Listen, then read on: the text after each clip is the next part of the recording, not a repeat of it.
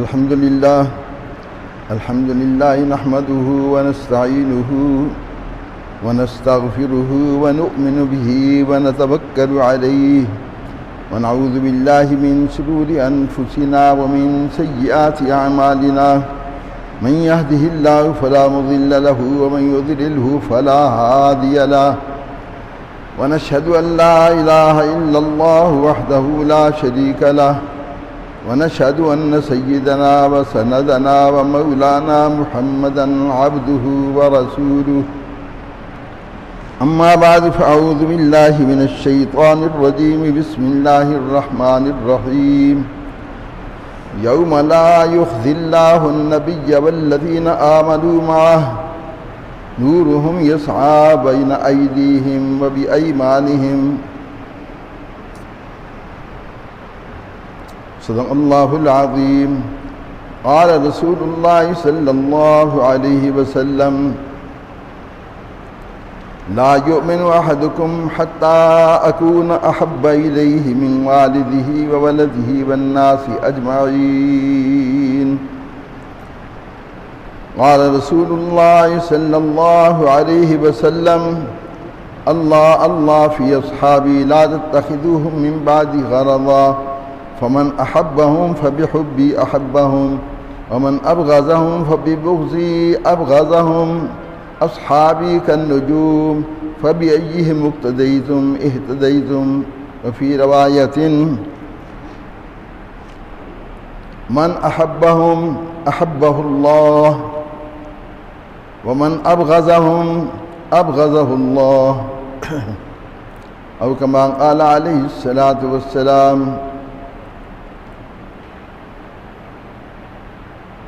مہینہ چونکہ ربیع الاول کا ہے، نبی علیہ السلام کی سیرت پر کچھ عرض کرنا ضروری ہے، لیکن ہمارا مضمون چل رہا ہے. میں نے پہلے عرض کیا تھا حضور صلی اللہ علیہ وسلم کی سیرت کے 3 پہلو بڑے اہم ہیں: آپ کی ذات، آپ کی جماعت اور آپ کی بات. آپ کی ذات کے متعلق بیان کرنا بھی بہت اہم ہے، ضروری ہے. آپ کی بات کے متعلق بیان کرنا، جو کچھ آپ نے فرمایا وہ بھی بڑا ضروری ہے. آپ کی جماعت وہ بھی سیرت کا حصہ ہے. کئی روایات سے یہ بات واضح ہو رہی ہے. سیرت کے عنوان کی نسبت سے ایک شعر میں عرض کر دیتا ہوں، پھر انشاءاللہ مفصل بیان آئندہ جمعہ سے شروع ہوگا. نازا ہے جس پہ حسن وہ حسن رسول ہے، نازا ہے جس پہ حسن وہ حسن رسول ہے، یہ کہکشاں تو آپ کے قدموں کی دھول ہے. اے کاروان شوق تم سر کے بل چلو، طیبہ کے راستے کا کانٹا بھی پھول ہے. آپ صلی اللہ علیہ وسلم کی محبت کے لیے سب کچھ لگا دینا، قربان کرنا، اور یہی دین ہے جس کے متعلق کسی نے بڑی اچھی بات فرمائی: نماز اچھی، روزہ اچھا، حج اچھا، زکوٰۃ اچھی، مگر میں باوجود ان کے مسلمان ہو نہیں سکتا. نہ جب تک کٹ مروں میں خواجہ یثرب کی عزت پر، خدا شاہد کے کامل میرا ایمان ہو نہیں سکتا. انشاءاللہ اس کے متعلق بڑی تفصیل سے آئندہ جمعے پر شروع کریں گے. صحابہ کے متعلق چونکہ وہ دین کی بنیاد ہیں، جنہوں نے اعتراض کیے، جنہوں نے تنقید کی، جنہوں نے تنقید کی، ان کو برا بھلا کہا، ان کے متعلق قرآن نے بہت زیادہ، قرآن مجید نے جواب دیا اور حقیقت بیان فرمائی. پھر احادیث کے اندر بھی صحابہ کے متعلق کہ یہ جماعت وہ ہیں جو پورے دین کی گواہ ہے، اس جماعت کو چھوڑا نہیں جا سکتا. اگر اس جماعت کو چھوڑیں گے تو پھر یاد رکھنا دین قائم ہی نہیں رہ سکتا. اس لیے چند باتیں جو ہیں وہ دو قرآن پاک کی آیات ہیں اور 2-3 احادیث. ٹائم ہی اتنا ہے، پھر انشاءاللہ آئندہ جمعے پر سیرت کے متعلق بات ہوگی. قرآن مجید کے اندر فرمایا گیا یوم لا یخزی اللہ النبی والذین آمنوا معہ نورہم یسعی بین ایدیہم و بایمانہم. قیامت کے روز اللہ تبارک و تعالی نبی علیہ السلام کو اور آپ کے ساتھی صحابہ کو رسوا نہیں کریں گے. یعنی کیا مطلب کہ وہ سارے کے سارے جنتی ہیں، کیونکہ قیامت کے روز وہ اعمال کی روشنی، ایمان کی روشنی ان کے سامنے ہوگی اور ان کے دائیں جانب ہوگی، جس کی بنیاد پر وہ جنت میں جائیں گے.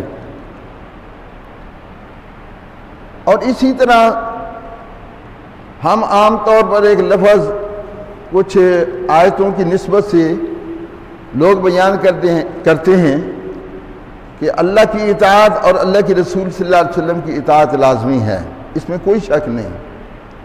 لیکن قرآن سے ذرا پوچھیں، قرآن پاک آگے مزید جاتا ہے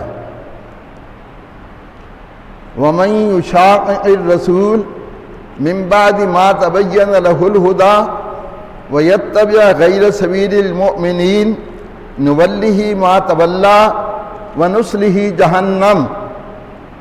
جو رسول کریم صلی اللہ علیہ وسلم کی مخالفت اور ضد کرتا ہے جان بوجھ کر، ہدایت آ جانے کے بعد اور مومنین کے راستے کو چھوڑ کر کوئی اور راستہ تلاش کرتا ہے.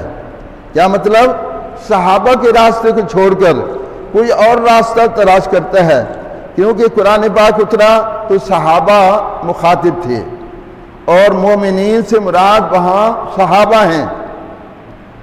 وَيَتَّبِعْ غَيْرَ سَبِيلِ الْمُؤْمِنِينَ، تو اگر صحابہ کے راستے کو کوئی چھوڑتا ہے نُوَلِّهِ مَا تَوَلَّىٰ، جہاں وہ جاتا ہے ہم ادھر ہی دھکیل دیتے ہیں. وَنُصْلِهِ جَهَنَّمَ، اور اسے جہنم میں داخل کریں گے. تو معلوم یہ ہوا کہ اللہ کا راستہ، اللہ کی اطاعت اور اللہ کے رسول کی اطاعت اور صحابہ کے راستے پر چلنا، یہ تینوں چیزیں ضروری ہیں. کیونکہ صحابہ اللہ اور اللہ کے رسول کی اطاعت میں ہی انہوں نے پوری زندگی گزاری. ان کے ایمان کو معیار کہا گیا، ان کے اعمال کو بھی معیار کہا گیا. ایک مشہور حدیث غور سے سن لیں اور یاد بھی رکھیں، بلکہ قرآن پاک کی آیت ہے، حدیث بعد میں ہوگی انشاءاللہ. وَكُلًّا وَعَدَ اللَّهُ الْحُسْنَىٰ، اس کے متعلق بات ہوئی. تھوڑی سی بات میں عرض کر دیتا ہوں اس کے متعلق کہ سورۃ حدید کے حوالے سے، جس کے متعلق فرمایا کہ سارے صحابہ کے متعلق وَكُلًّا وَعَدَ اللَّهُ الْحُسْنَىٰ، تمام صحابہ سے جنت کا وعدہ ہے، حسنہ کا وعدہ ہے. چاہے فتح مکہ سے پہلے ایمان لانے والے ہیں یا بعد میں، فرمایا وَكُلًّا وَعَدَ اللَّهُ الْحُسْنَىٰ، سارے صحابہ جنتی ہیں. اور ان کے متعلق فرمایا کہ جن سے حسنہ کا وعدہ ہے ان کے متعلق سن لیں، ان الذین سبقت لهم من الحسنى اولئک عنها مبعدون لا يسمعون حسیسها وهم فیما اشتہت انفسهم خالدون. یہ بات فرمائی گئی کہ جن سے اللہ پاک نے حسنہ کا وعدہ کیا، جنت کا وعدہ کیا، وہ جہنم سے دور کر دیے جائیں گے اور جہنم کی وہ سڑسڑاہٹ بھی نہیں سنیں گے. لا یسمعون حسیسہا، جہنم کی سڑسڑاہٹ، جہنم کی آواز، آگ کی آواز، آگ کے جلنے کے اثرات وہ بھی نہیں سنیں گے جو جن سے جنت کا وعدہ ہو چکا. لا یسمعون حسیسہا، وهم فی مشتہت انفسهم خالدون لا يحزنهم الفوز الاکبر۔ اور اس کے متعلق احادیث کے اندر جو باتیں ارشاد فرمائی گئیں، تھوڑے سے وقت کے اندر 2-3 باتیں عرض کرنی ہیں کہ ایک تو فرمایا فمن احبہم فبحبی احبہم، جو صحابہ سے محبت کرتا ہے وہ میری محبت کی وجہ سے محبت کرتا ہے۔ ومن ابغضہم فببغضی ابغضہم، حضور صلی اللہ علیہ وسلم نے فرمایا جو صحابہ سے بغض رکھتا ہے وہ میرے بغض کی وجہ سے بغض رکھتا ہے۔ اور فرمایا ومن آذاہم فقد آذانی، جس نے صحابہ کو تکلیف پہنچائی اس نے مجھے تکلیف پہنچائی۔ ومن آذانی فقد آذاہ اللہ، جس نے مجھے تکلیف پہنچائی اس نے اللہ کو تکلیف پہنچائی۔ اور اس کے متعلق سورۃ احزاب کے اندر بھی یہ بات ہے، ان الذین، وہاں آتا ہے کہ یؤذون اللہ ورسولہ لعنہم اللہ فی الدنیا والآخرہ، جو اللہ اور اللہ کے رسول کو ایذا پہنچاتا ہے اس کو دنیا اور آخرت میں لعنت اس پر فرمائی گئی۔ اور یہاں بات فرمائی گئی ومن اذى اللہ، اور جس نے اللہ کو تکلیف پہنچائی، اور یہ قریب ہے کہ اس کو اللہ پاک پکڑ میں لے لے۔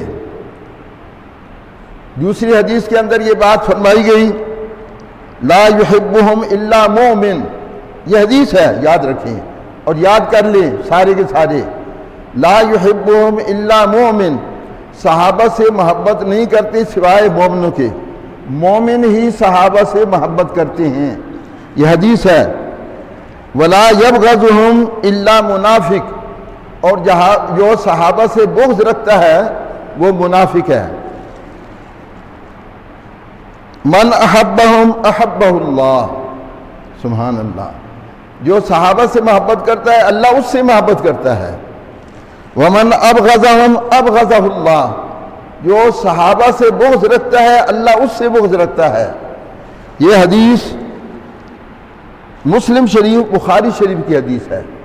یہ جو ابھی ان سے محبت کرنا صحابہ سے ایمان کی خاصہ ہے اور یہ ایمان کی علامت ہے، اللہ نے حکم دیا، کیونکہ اللہ نے خود فرمایا کہ تمہارے نزدیک ایمان کو محبوب بنا دیا گیا۔ اور اسی طرح فرمایا سبحان اللہ لا تسبوا اصحابی، میرے صحابہ کو برا نہ کہنا، والذی نفسی بیدہ، قسم ہے اس ذات کی کہ میری جان جس کے قبضہ کے اندر ہاتھ کے اندر ہے، کہ صحابہ اگر تم یعنی احد پہاڑ کے برابر سونا خرچ کرو اور صحابہ اس کے مقابلے میں ایک مد خرچ کریں تو صحابہ کا جو یہ عمل ہے یہ آپ کے احد پہاڑ کے برابر سونا خرچ سے بڑھ جاتا ہے۔ ایک مد، آدھا سیر، یہ ایک سیر ہوتا ہے۔ اگر وہ اتنا بھی عمل کریں تو آپ کے سونا احد پہاڑ کے برابر سونا خرچ کرنے سے زیادہ فضیلت رکھتا ہے۔ صحابہ کا اتنا بڑا مقام ہے۔ اور یہ بات فرمائی من سب اصحابی فعلیہ لعنت اللہ والملائکہ والناس اجمعین، اللہ اکبر، کہ جس نے صحابہ کو برا بھلا کہا اس پر اللہ کی لعنت اور اللہ کے رسول کی لعنت اور تمام دنیا کے انسانوں کی لعنت، جس نے صحابہ کو برا کہا، یہ حدیث ہے، یہ بات یاد رکھیں۔ اللہ اکبر۔ اسی طرح فرمایا ان اللہ اختار لی، اللہ پاک نے مجھے چن لیا اور میرے لیے میرے صحابہ کو چن لیا۔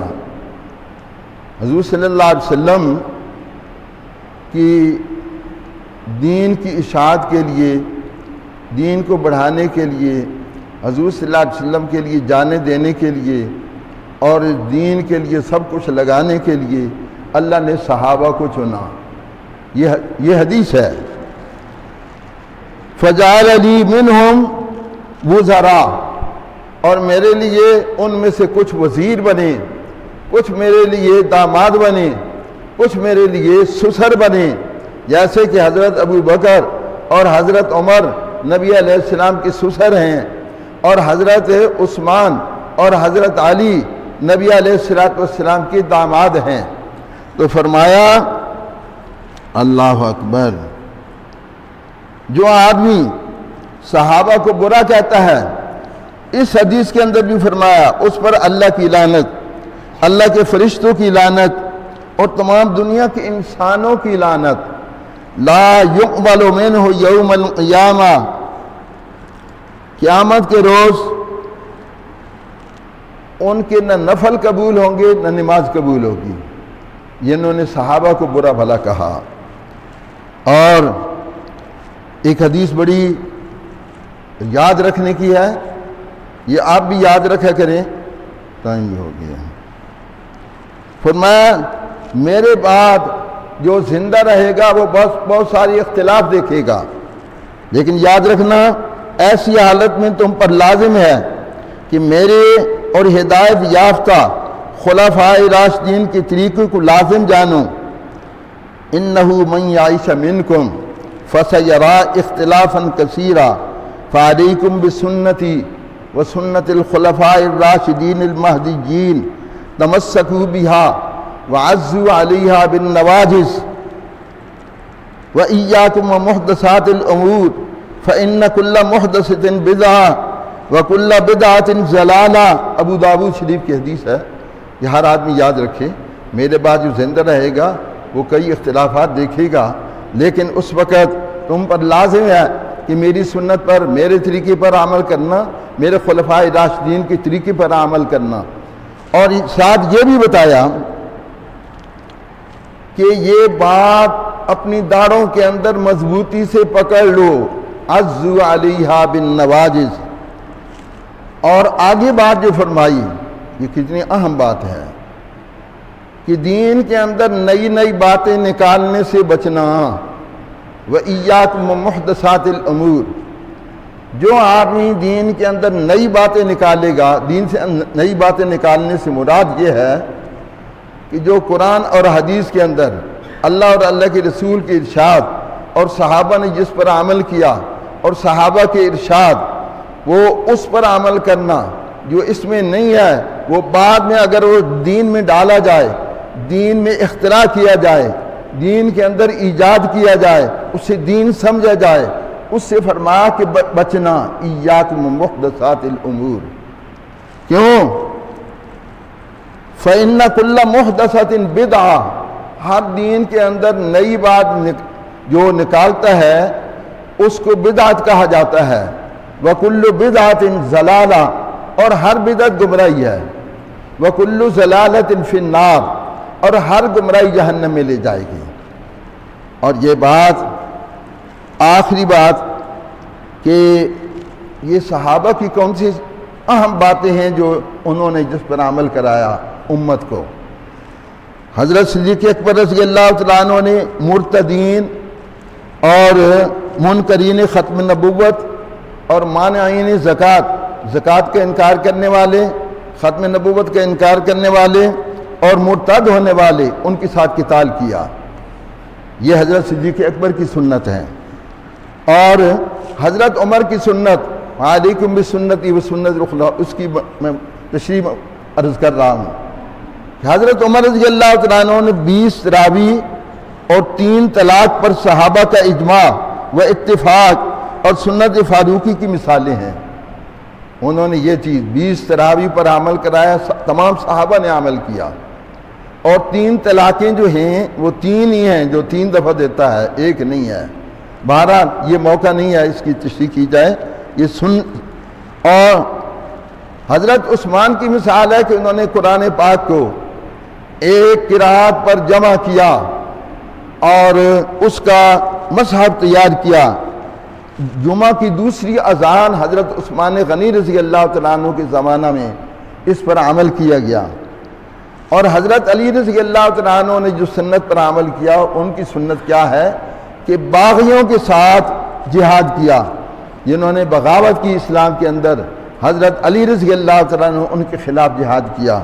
بہرحال یہ آج صحابہ کے متعلق جو باتیں میں نے مختصر سی عرض کی ہیں 4-5 جمعے پر، اور وہ آخری جمعہ تھا، انشاءاللہ آئندہ سیرت کے متعلق مفصل بیان شروع ہوگا، اور انشاءاللہ یہ بات بڑی ببانگ دہل اور بڑے یقین کے ساتھ میں عرض کر رہا ہوں کہ اس سٹیج پر کوئی غلط بات کا شائبہ بھی نہیں ہوگا قرآن و حدیث کے علاوہ، اور یہ سننے نبی علیہ السلام کی سیرت کیا ہے اور اس پر ہمیں کیسے چلنا چاہیے، آپ کے ساتھ ہمارا کیا تعلق ہونا چاہیے، یہ آپ سننا انشاءاللہ، اور آپ کی محبت ہمارا ایمان کی بنیاد ہے۔ اگر حضور صلی اللہ علیہ وسلم سے محبت نہیں تو ایمان ہی نہیں۔ اللہ تبارک و تعالی عمل کی توفیق عطا فرمائے۔ سنتیں پڑھ لیں گے۔